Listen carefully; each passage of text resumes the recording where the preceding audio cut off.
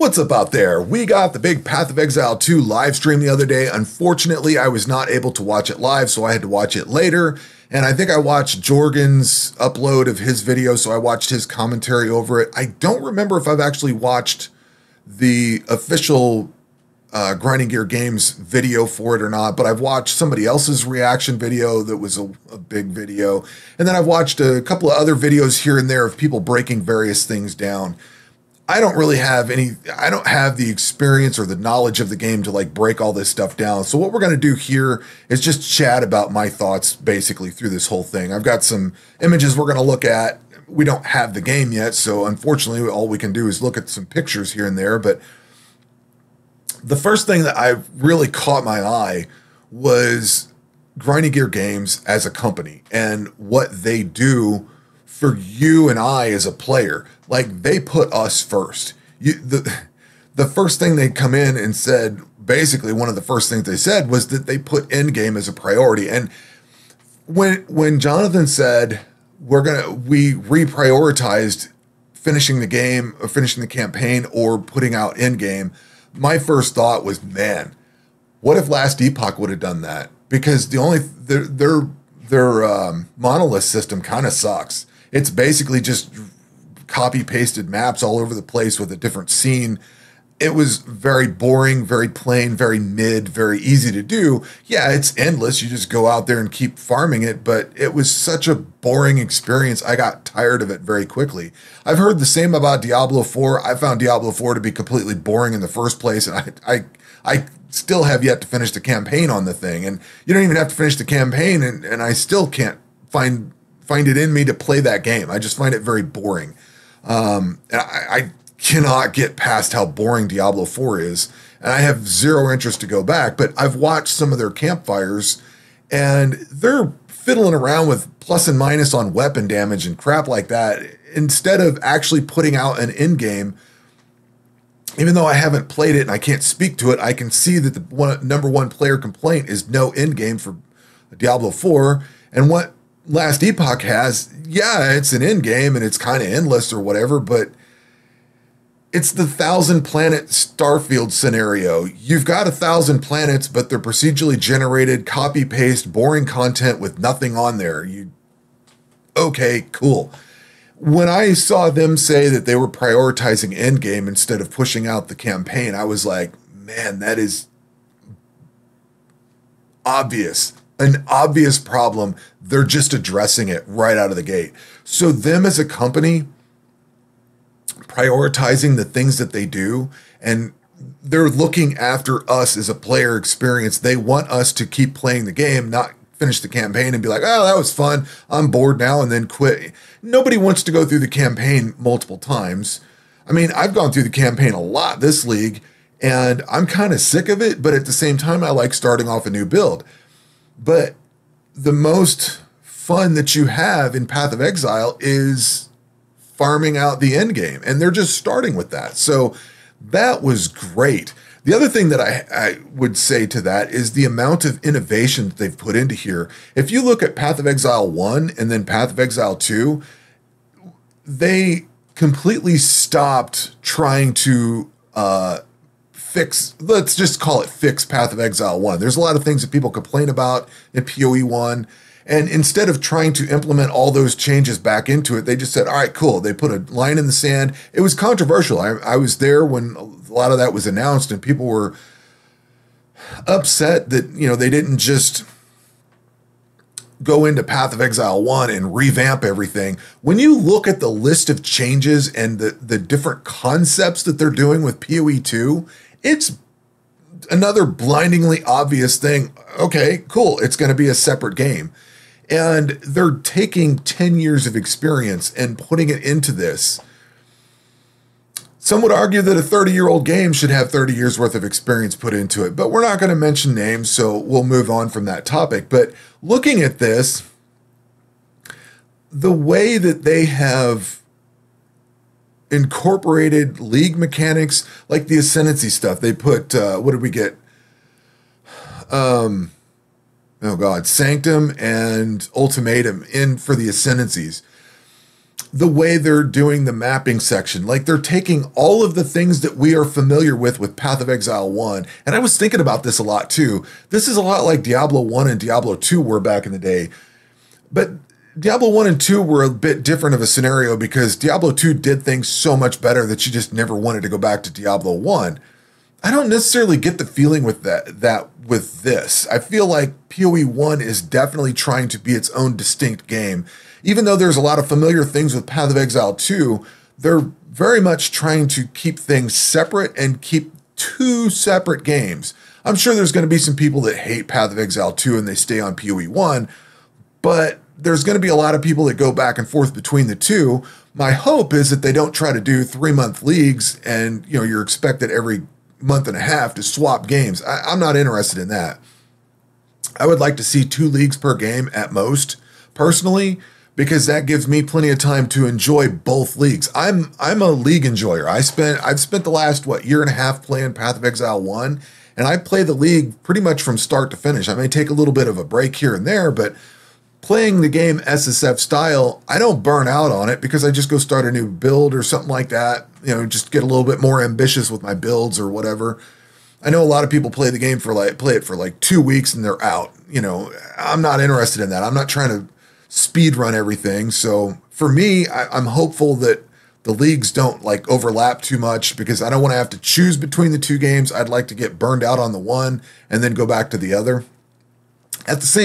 By the same token, though, flipping back and forth might get confusing. I think the WASD controls, the different control schemes, and the different, the games, it's not like you're playing Call of Duty and Path of Exile, you know what I mean? They're not totally that distinct, but I think there's enough difference between the two that they don't look like they're going to be confusing. Some games are like the Diablo 1 and 2 thing. They were fairly close to each other, but the one was clearly better. I don't see that here. I don't see one as being a clear winner over the other. It just looks like they're different. And I think that's going to be very cool.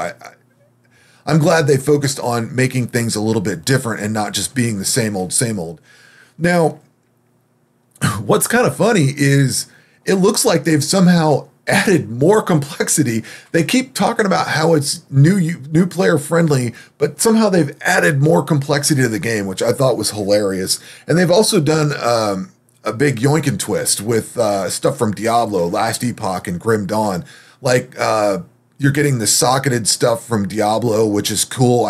That's nice to pull that. That's a good feature that Diablo has. I don't think the first Diablo did, but from Diablo 2 on, they've had the socketed stuff. They pulled in the basic mapping section is what Last Epoch did for its mapping. I thought that was awesome. I loved that.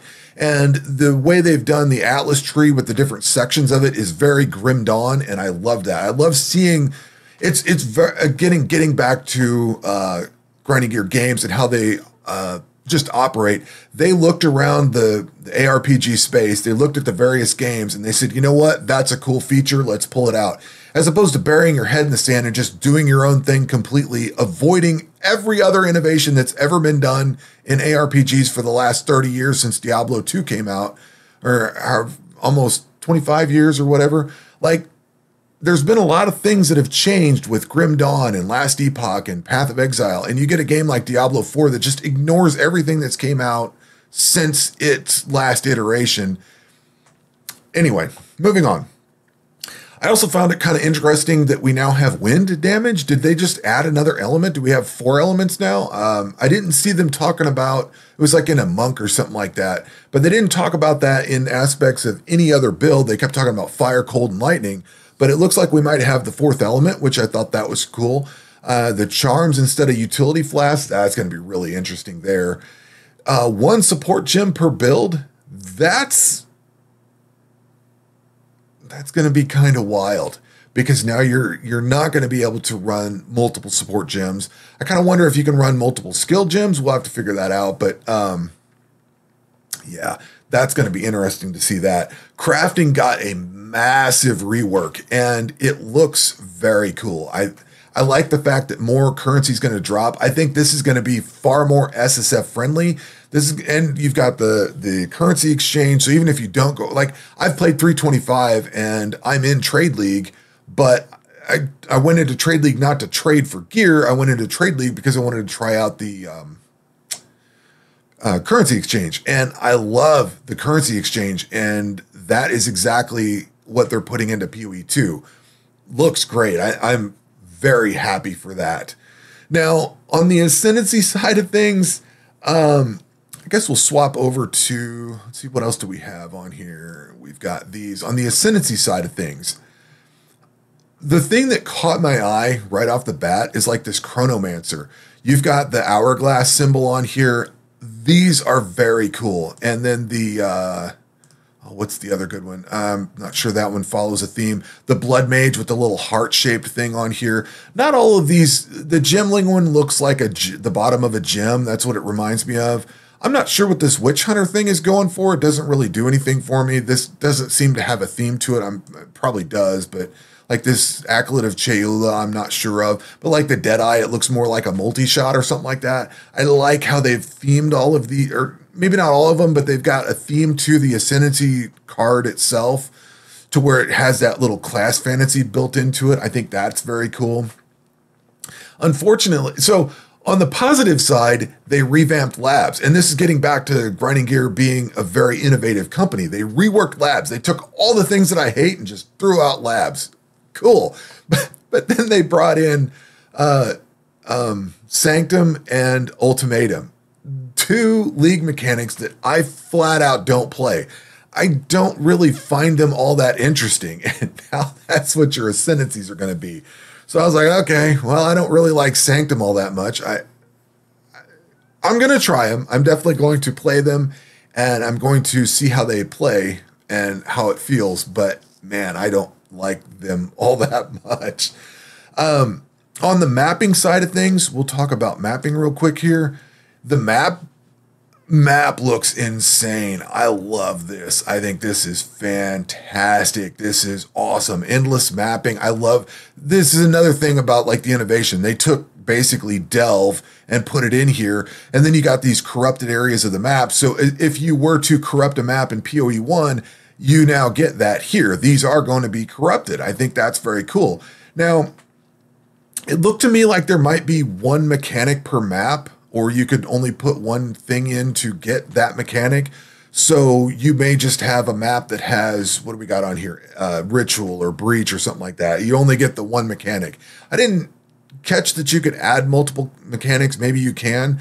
That's kind of an interesting way of doing it though, because right now you get all these different mechanics on 1 map and it gets crazy. You've got all this different stuff in here. They randomly pop in. If you only get 1, you can actually focus in on the content that you're playing and just do that. And if you don't like the other mechanics, you just don't spec. It's not that you spec into them or out of them. You just don't play it. Like if it shows up and it's got something you don't like, you just don't click that node, or you don't put your whatever that little thing to set the map as to whatever. I don't know. Words are hard. Can't remember all of it. There's so much to go over. Then on the League mechanics side in the Atlas tree, it looks like you can probably spec in and out of all the general stuff. But the way I'm looking at it is it's almost like an ascendancy for the League mechanics themselves that sit off on the sides. Like you beat content and then you can just make the content harder and put more points into it. That's kind of an interesting way of doing it. Now I'm kind of curious how that plays, because if you're doing an alt character, I would presume the Atlas goes across for every character. So if you're making the content harder, does that make it harder on newer builds that you've got coming out of the campaign? That kind of remains to be seen, I guess. And I didn't watch all the Q&A, so maybe they addressed some of that. But or can you take points out of that and make it easier so on new builds or whatever? I don't know. It's kind of interesting looking at what they brought to us with the mapping. You've got essences and strong boxes, which makes a lot of sense because essences are a crafting mechanic, and essences and strong boxes I expect to be throughout the campaign as well. Those are just there. So really we only got 4 League mechanics, which is Breach, Ritual, Delirium, and Expedition. Breach, I love Breach. I think Breach is really cool. I love Expedition, and I love Ritual. So those are all very cool. Delirium I like a lot, but I don't know that I like it enough that I care about it all that much. What I thought was really interesting is that you would go into breach to get breach rings. Like breach rings kind of right now kind of suck. They give you double stats in breaches. So if you really focus on breaches, then your breach rings are going to work really well. In PoE 1. In PoE 2, the breach rings are actually something that you can craft up for use in other mechanics. And it looked like Ritual, Delirium, and Expedition all had their own reasons to play. So you're not limited to just running Breach or just running Ritual. You can actually go through and run all the different content, especially like from an SSF perspective. You can run this to get an item that helps you run everything else better. So your builds are going to be built from all of the League mechanics, and there's a reason to go run everything. I like that a lot. To have a reason to go through all the different content is great. Because I may not like some of this content, but I think it'll be cool to have a purpose to go in and try them all out. Like ultimatums right now, I know you can get the catalysts and whatever.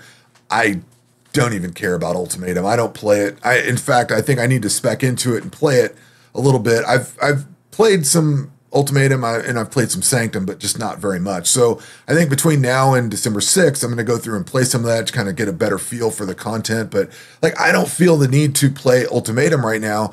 I can't remember what we had before the build a monster one. I love that content. It was fairly easy to run, fairly simple, straightforward. You got catalysts regularly out of it, so you could go upgrade your jewelry. With ultimatum the way it is, you don't get very much catalyst out of it, so I feel like it's a waste of my time to go run ultimatums, and I just ignore the content. And Sanctum, I don't have a build that can do very well with Sanctum, and I don't care about it. It doesn't seem to have anything to offer me, so I don't run it. I don't care about it. But now I have reasons to run all of those because they basically pound your progression into all of that. So pretty much those are my thoughts about all that. I am very excited for it. I've got the day off, and then I've got the weeks for Christmas and New Year's. I plan on just grinding Path of Exile 2 a lot in December for sure. And to kind of get back to the ascendancies, I'm not really clear on which one I want to play. I looked at all of these different, as they rolled them off, and I've been looking at them here and there. All of these look cool. I want to play them all. I think they all look great. Some are probably going to be better than others, but man, these all look really cool. Adding quality to your gems. If there's gems that benefit from quality, that seems cool. So like the Gemling Legionnaire, you get 3 additional skill slots. That I want to try that. I can now try all kind of extra skills. I think that's very cool. The attribute requirements of gems can be satisfied by your highest attribute. That's pretty cool. Adding max resist for the different gem sockets. Like this Ascendancy looks very cool. The Witch Hunter, this one looks very cool too. This would probably be a later one that I try. I don't know that this is going to be first that I try. And I'm still trying to decide which one I want to try first. The Acolyte of Cheola for the Monk. I love this. I think this looks awesome. I don't know if it's going to be any good or not, but like the fact that you can go and summon monsters from the void and stuff like this I love this concept. I think that is great. I hope we get more acolytes out of this from the other Ul-Natal or whatever. I hope we get more stuff like that. Those look awesome. The Invoker Monk. This one, I'm not really sold on this one. I don't know that I'm going to play this one very... This is definitely not my first choice for sure. I think this Acolyte of Cheola looks awesome. That's going to be up there in the list. Ranger Deadeye, this looks kind of your typical Deadeye, and I still haven't been able to figure out how to get bow skills to scale very well, so this is probably not a first choice either. Pathfinder looks really cool. Again, I'm not very good with the Ranger side of things. I probably need to spend time working on some Rangers between now and then, because I think I still need to work on a Pathfinder and a Warden, but for PoE 1 3.25 League, but these are probably not going to be my first choice. The Chronomancer, I think this looks really cool. I love the artwork on this. I think that's phenomenal.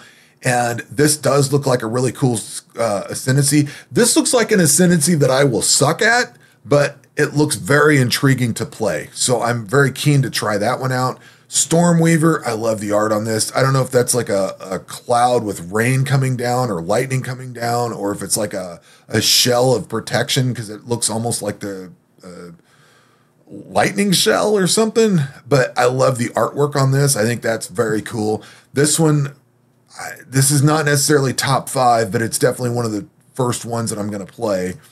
The Titan. I like this. I think this looks really cool. I can't remember if this was that the one? Was the Titan the one where you could dual wield two-handed weapons? That looked awesome. That might be the first one that I try, quite honestly, because I want to do some mass damage, and two-handed weapons, dual wielding two-handed weapons would be awesome. Warbringer, this one looked okay. This has got some totem stuff on here. Corpses in your presence explode when you war cry. That sounds fun.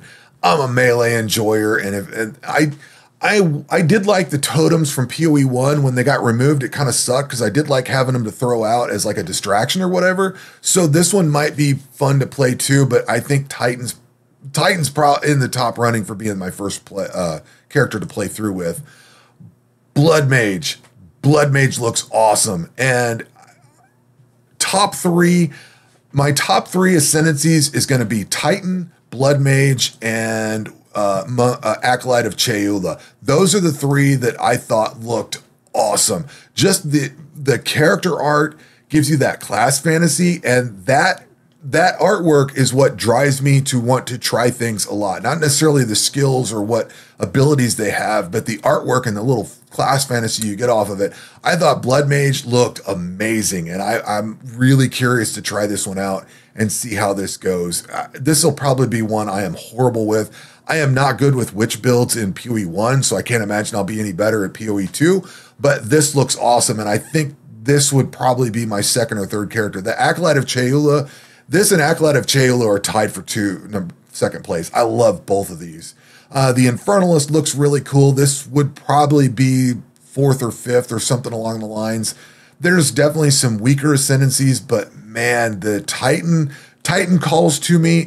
Blood Mage and Acolyte of Cheula. Those are my top 3, and those are probably going to be the first 3 characters that I build.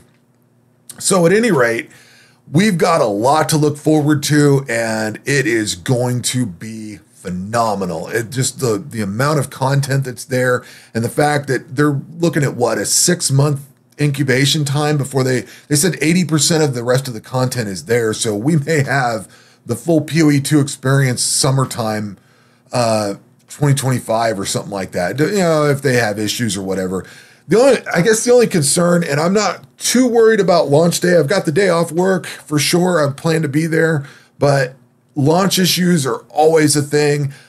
I fully anticipate that the first week or so is going to be rough and may not play very well. I'm hopeful that by the time my Christmas and New Year vacation time kicks in, that it's all smooth sailing and we can just jam it out and enjoy it. So those are my thoughts and plans for PoE 2. Very excited for it. It's always cool to have something to look forward to. That's going to do it for this video. Actually, before I say that, let me know your thoughts. I'm sure everybody's pretty excited, but what do you like? What do you don't like about the PoE 2 reveal? But anyway, let me know below. That's going to do it for this video. We will catch you on the next one. Take care.